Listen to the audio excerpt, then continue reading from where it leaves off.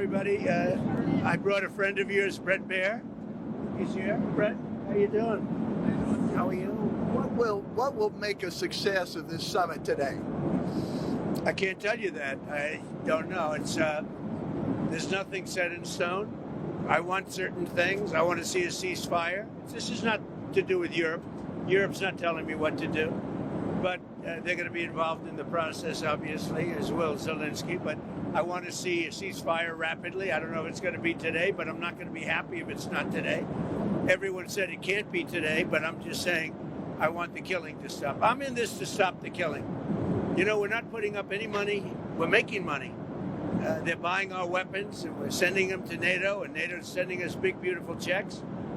But that I don't care about that. I care about it was a big factor when Biden spent $350 billion and got nothing. But what I do care about is they lost last week 7,011 people were lost, almost all soldiers. 36 people in a town which got hit by a missile, but over 7,000 soldiers. It's crazy. Could you describe a little bit, Mr. President, because I know you've had a lot of phone calls with President Putin. What's the difference in a face-to-face, in-person meeting? Look, he's a smart guy, been doing it for a long time, but so have I. Been doing it for a long time. And here we are with President.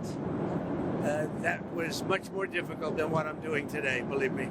So we get along.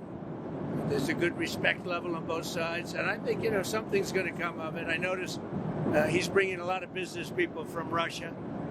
And that's good. I like that because they want to do business, but they're not doing business until we get the war settled. Are you going to talk about business? We have the hottest country on earth. We have the hottest economy on earth. We have the hottest country. We just set a new stock market record again. We have hundreds of billions of dollars flowing in from tariffs. We're the hottest. We were a dead country, dead like doornails, a dead country. 1 year ago, we were dead as a doornail, and now we have the hottest country. And he wants a piece of that because his country is not hot economically. In fact, it's the opposite. And China's not doing well economically, but look, I want everybody to do well. The war's got to stop and the killing's got to stop. Mr. President, what do you stop? Thank you for coming back to take questions. We saw that Russia continued its violence into Ukraine last night, launching even more drones. What did you make of that? I think they're trying to negotiate. He's trying to set a stage. I mean, in his mind, that helps him make a better deal. It actually hurts him. But in his mind, that helps him make a better deal if they can continue the killing. Maybe it's a part of the world. Maybe it's just his fabric, his genes, his genetics.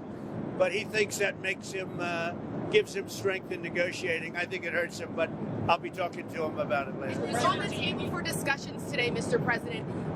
Are the territorial swaps on the table? Will you be discussing that? They'll be discussed, but I've got to let Ukraine make that decision. And I think they'll make a proper decision. But I'm not here to negotiate for Ukraine. I'm here to get them at a table. And I think you have two sides. Look, Vladimir Putin wanted to take all of Ukraine. If I wasn't president, he would right now be taking all of Ukraine. But he's not going to do it. Mr. President, what did you mean? Just one thing. What about the possibility of the United States providing security guarantees to Ukraine? Maybe. Along with Europe and other countries. Not in the form of NATO, because that's not going to, there are certain things that aren't going to happen. But, along with Europe, there's a possibility of that. Mr. President, the number of business people that President Putin is bringing along, is that something that you want to discuss with President Putin at this meeting? Yeah, if we make progress, I would discuss it, because that's one of the things that they would like. They'd like to get a piece of what I built in terms of the economy. Just so you know, we were a dead country with our economy. He wouldn't be interested. He wouldn't have been interested a year ago with the Biden economy. But he is interested in the Trump economy because wait till you see when those factories start opening up. We have hundreds of factories all over the country, and that includes auto factories, AI factories, and every other. They're all coming in because they want to beat the tariffs. Because if they open here, they don't have to pay tariffs. If they don't open here, they have to pay, in some cases, 200%, 300%. I haven't even set some of the tariffs yet. I'll be setting tariffs next week and the week after on steel and on, I would say, chips. Mr. President. Chips and semiconductors we'll be setting sometime next week after. You're looking at what rate? I'm going to have a rate that is going to be lower at the beginning. Then that gives them a chance to come in and build, and very high after a certain period of time. And if they don't build here, they have to pay a very high tariff, which doesn't work, so they'll come and build. Mr. President, hi. You had said earlier. I didn't see you over there.